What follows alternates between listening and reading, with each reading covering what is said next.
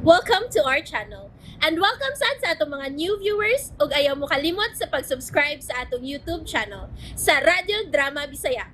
O click na lang pud mo sa notification bell below aron ma-notify mo sa atong mga bagong uploads.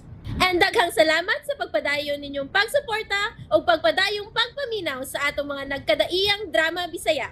Maong just chill and relax and enjoy the drama. Igo nga nasuod sa ilang classroom ang magsuon niabot usabs wa magdugay ang pag-umangko ni Chito. Miss gut kini bahin sa ilang pagbisita sa iyang angkol sa ospital. Nga malipay gid kuno iyang angkol nga moduaw si Titan Wilma nila inguman sa mga magsuon ini.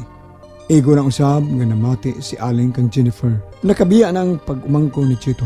Diyang niabot si Vic gibati og kabalakan ng tungura ang yaya. Mauna-una ang bibutaas, Jennifer. O may ubos gyud si Sir Chito. Kadili mong gimubisitan yes de Wilma. Lakip na ang mga bata. No, ang bata ug sa og balibad ron. Ihatod man kuno me. Yun na. Hala. Kini nagpaingon din he. Sa lakyan, ala si Sir Victor. Ang agida ay siya. Hala no, salan kay tuyo niya. Ang mga bata kay ha. Oh, si Sir Beck, naa siya. Nakakita na siya nako. Hala oy, niya man paingon ako. Salan kay tuyo niya. Ang mga bata kay ha. Oh, itong tinanaw ni Sir Beck, oy. Ikay ni Aaron nangaling. Kuno ako masayop. Di padugay niyo pag-abot. Oo, Sir Beck. Dili pa lang kayod kami dugang naabot. Ikaw hindi pirmi mo hatod bukuhan nila. Kuan, Sir. Usahay po si Day Wilma. I'm the Jeron. Bilaag. Ay, wala sir ay. Taras balay. May gipamati sa lawas. Mo ba? Nagpatuyang lang tingali. Ni am lagi ka, Sir. Niya manggani ka, ako pa. Magkalagaw ka na. Huwag ako di paabot sa mga anak. Sir. Huwag ka magadungog sa gisulti ko. Magkalagaw ka na. Ay, Sir. May pagkisultihan ko sa mga anak. Lagaw na. Sir, kuan. Paibaon ko lamang sa Wilma. Pagsulti lamang kamong duha. Kay gitugon ko niya nga dili biyaan ang mga bata. Ako ra mga anak mo igyanin ko. Di ko gusto magkisulti niya. Sige na, lagaw na. Sige, Sir. Amahan ka man, sad. Sultihan lang nako si Inday Wilma.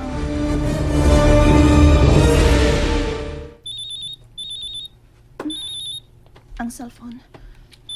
Wailan hibaw sa akong number kawas ni Nang Aling ug ang mga bata. Pero ni anak kong ilang cellphone. Wala ko ipata nila. Sinang Aling rakit ni. Iyagit ning number. Hello, Nang? Hello, Day. Day, gitawagan ti kadayon. Kay niya ako eskwelahan si Sir Beck. Unsa? Diya dire, oy, uli gipupuli ko niya. Gipalakaw ko kay may tuyo ko no siya sa mga bata. Day, salan man eh. Muli lang ko. Kay nasuko man. Naaron? Oo, paabotong tingalan niya ang duha. Layo na sinako ron, Day. Di ako may tindahan na nawang. Di salan mo buhaton ko. Gipalakaw man ko, oy, nasuko man. Unsa kay tuyo niya sa mga bata? Dili ka niya kuhaon ng mga bata nang ug ipalayo na ako. Nang di ko masugot. Di ko gusto mahitabo na nang. Day. Ako pagsabot, makigsulti lamang siya sa mga bata. Kay matod pas mga anak nimo. Sige lamang kung nagsaan sa ilang amahan nga mo uli. Pero wala man gayad.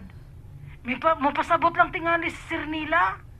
Imposible yung kuha o kang duha. Nagtungha gud ka na. Nya pondangon ng eskwela. May punto sab ka nang. Gitawagan talang dayon ka, aron may balo ka.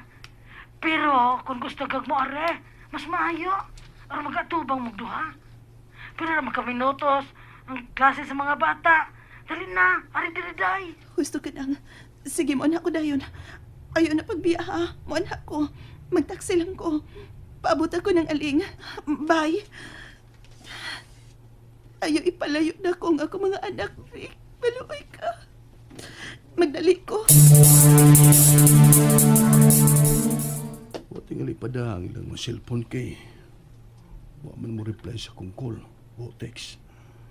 Para may baon tas lang niya ako.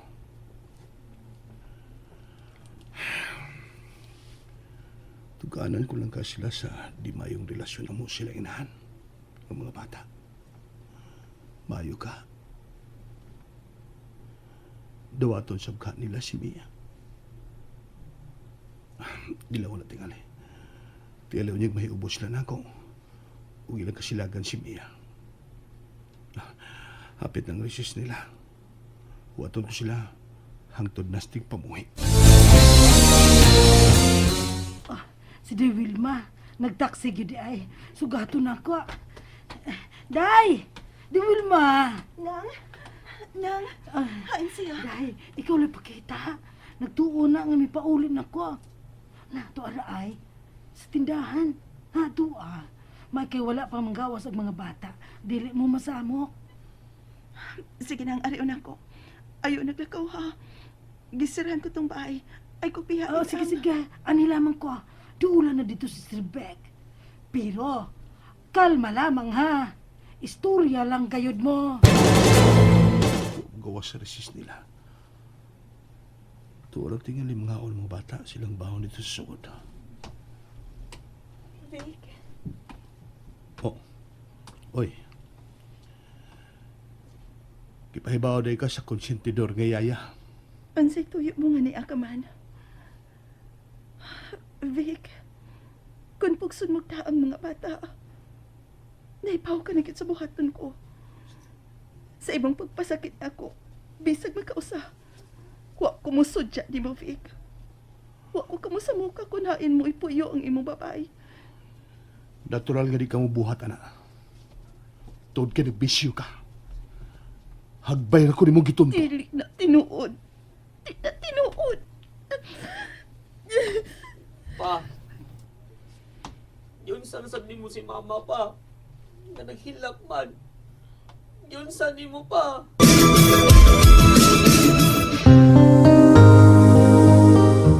Oh, nagsulti lang ni Lindon. Okay rin na ako. Uy, kaso, nagsulti rin yung papa ni mo. Dili mo okay ma. Kay gipahibaw dayon mi niyaya nga. Niya si papa ug gipaanhi sa dayon ka niyaya. Unya karon naghilak ka ma. Dili mo okay si papa. Oh, Lindon. Lindon, iyo. Ang gianhay ko aron pagpasabot ninyo ni Glina. Sige lang kag saad na mo pa. Parehas tingali ka sa papa sa akong amigo. Nga mawa mo uli kay naadi ay uyab. London, anak. Naa kay uyab pa no. Na ano? Lindon, Vic, please. Lakaw na una. Ako rin mapasabot sa atong anak. iyo ipahid ko pagkatao ang imong binuhatan. Aron kasilagan ko sa mga bata. Lakaw na lang una, please. Pakita lang unya dito sa bahay, please. Dili ko pareha sa papa si mong amigo Lindon. Tuod kayo pauli rin niya gusto ko galingon. London, gipahibaw di ka niyaya ni mo. Oh, niadto siya sa among room. Nahalog siya. Kay tingali ko nung mag-away mo. O iya mi kuwaon si Glena. Hain ang manghod mo. Pabilin na siya ma. Nagilak man. Kaya nahalog.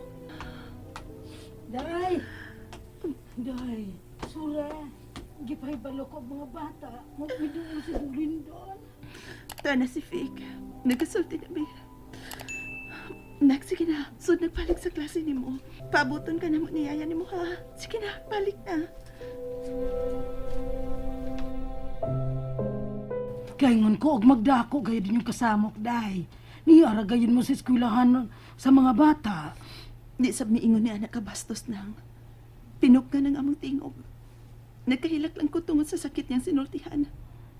Ako gyud ang iyang ipakasahan nang. Pagtalikod ni Sir Beck, ginunta na akong tanaw. Murag kahilakon. Gisakitan to sa gisulti ni Lindon. Ha? Siya lang di gisultis bata, Day. Iyang kiingnan si Vic. Nga parehas kuno siya siyang amigo. Sa amahan siyang amigo. Mangwa na mo pauli sa ila kay adunay papayang iyang papa. Oh, kasabot na gyud ay dong Lindon, Day. Gikuhaan na liyan pa siyang iyang hibawan siyang amigo nang. Og mao gyud tinuod, dili ba? Naglive-in na sila og agi babaye. Og nakasaha na sab ko nang. Gitug-an ko na nimo. Oo. Pero napugos ka lamang tingali. Tungod sa dagkakaayuhan nga gihatag ni Sir Chito nimo. Dili na maihap agig na atuba, natabang nimo day. Mga bells, pagka-ospital pa nimo. Diyan nakuhaan ka. Og si Chito ag ituhaan ni Sir Beck. Nga mo'y amahan at imo hagi gimabdos. Basta na nang. Ay na naghiskot eh. Di ko gusto mamati. Sakitan ko. Ay, nala. Unya, wato na lang nato ang mga anak nimo. Magkuyog lang tagpauli. O nang, ni ano man kita. Pabuto na lang nato sila. Palitira na kong mineral lang. Huutang akong dukhan. Ay, pastila nimo sige manggugkaghilak, God. Sige, diya ka lang. Anak ko sa atbang.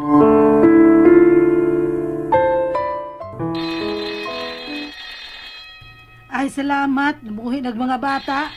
Nakauli na gyud taday. Tara sila, nagkuyog magtulo. Si Lindon, Glina, o pagkumangko ni Sir Chito. Na ang pag-umangko ni Chito. Ma, ingon si Jennifer ba? Unya ra manguli. Bisitahan una nato si Tito Chito. Kuhaon man siya ron sa ilang sakyanan.